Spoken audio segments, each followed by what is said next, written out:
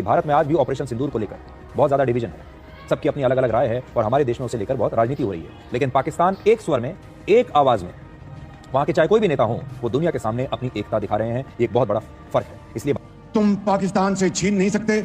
उस खुदाए बुजुर्गों बरतर की कसम है कि अगर तुमने ये हरकत की तो दोबारा तुम्हें वो सबक सिखाएंगे कि तुम्हारा तुम कानों को हाथ लगाओगे पाकिस्तान का। तुम इनके अंदर इतना आत्मविश्वास कहां से आ रहा है? इतने बड़े बड़े दावे ये कैसे कर रहे हैं? इतनी बड़ी बड़ी धमकियां कैसे दे रहे हैं? दोस्तों, जैसे कि हेडलाइंस आप देख चुके हैं, आगे आप वीडियो की तरफ ले चलते हैं। इससे पहले आप बताते चलें कि कुछ दिन पहले आर्मी चीफ आसिम मुनीर ने भारत को ज़बरदस्त तरीके से धमकी दी। उसके बाद फिर शहबाज शरीफ ने धमकी दी, फिर बिलावल भुट्टो ने धमकी दी। तो इसी वजह से अब पूरे भारत में हलचल मची हुई है। अब भारतीयों की चीखें आसमान तक जा रही हैं। चलिए आपको वीडियो की तरफ ले चलते हैं। ये सब करने की बजाय उन्हें संवैधानिक रास्ता अपनाना चाहिए। अब आपको आज की दूसरी बड़ी खबर बताते हैं। पाकिस्तान के प्रधानमंत्री शहबाज शरीफ ने सिंधु जल संधि पर भारत को एक नई धमकी दी है। शहबाज शरीफ ने कहा है कि भारत ने अगर पानी रोकने की कोशिश की तो पाकिस्तान इसका एक बहुत बड़ा और निर्णायक जवाब देगा। अमेरिका के राष्ट्रपति डोनाल्ड ट्रंप का जब से पाकिस्तान को साथ मिला है, जब से अमेरिका पाकिस्तान के साथ जब से इन दोनों की दोस्ती हुई है, उस दिन के बाद से अगर आप देखें तो पाकिस्तान की भाषा ही बदल चुकी है। पाकिस्तान की भाषा भारत के खिलाफ कहीं ज़्यादा आक्रामक हो रही है। और आज ऐसा लगता है कि पाकिस्तान के जो बड़े बड़े नेता हैं, प्रधानमंत्री हैं, उनके आर्मी चीफ हैं, जो भारत को आज लगातार धमकियां दे रहे हैं, ये भाषा इनकी है या अमेरिका की है? इनके अंदर इतना आत्मविश्वास कहाँ से आ रहा है? इतने बड़े बड़े दावे ये कैसे कर रहे हैं? इतनी बड़ी बड़ी धमकियां कैसे दे रहे हैं? उसके पीछे है अमेरिका का साथ, उसके पीछे हैं डोनाल्ड ट्रंप, जिन्होंने अब पाकिस्तान को अपना नया दोस्त बना लिया है।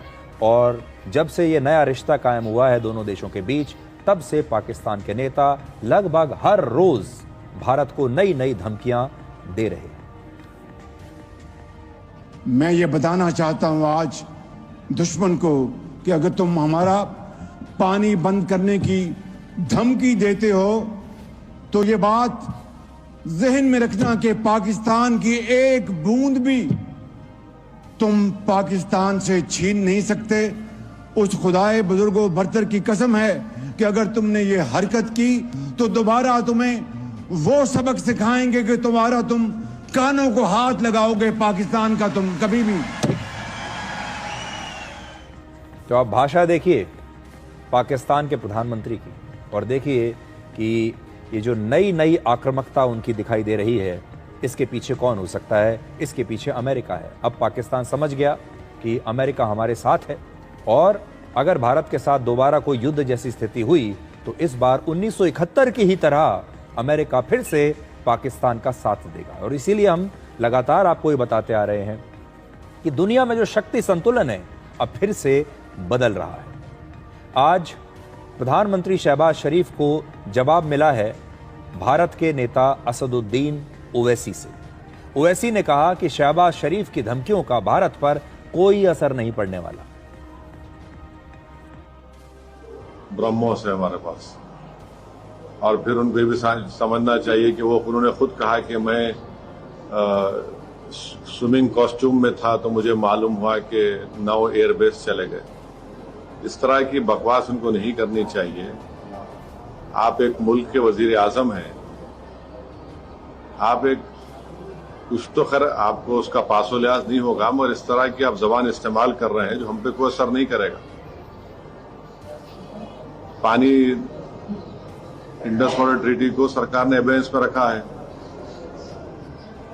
अब एबेंस में रखा है तो बजाय उसके कि आप थोड़ा तब्दीली दिखाते, आप धमकी दे रहे हैं, तो धमकी का असर कुछ नहीं होगा भारत के ऊपर। अब बहुत हो गया। तो असदुद्दीन ओवैसी विपक्ष के नेता हैं, लेकिन आज भारत के साथ खड़े हैं, भारत की सरकार और भारत की सेना के साथ खड़े हैं, और पाकिस्तान के प्रधानमंत्री की इन बातों का, इन धमकियों का जवाब दे रहे हैं। असल में भारत के सारे नेताओं को अब एकता दिखानी होगी। हमारे विपक्ष के जितने नेता हैं उन्हें एकजुट होकर भारत के साथ खड़े होना होगा, जो कि अभी वो हो नहीं रहे हैं। भारत और पाकिस्तान में फ़र्क ये है कि भारत में आज भी ऑपरेशन सिंदूर को लेकर बहुत ज़्यादा डिवीज़न है, सबकी अपनी अलग अलग राय है और हमारे देश में उसे लेकर बहुत राजनीति हो रही है, लेकिन पाकिस्तान एक स्वर में, एक आवाज में, वहां के चाहे कोई भी नेता हो, वो दुनिया के सामने अपनी एकता दिखा रहे हैं। ये एक बहुत बड़ा फर्क है।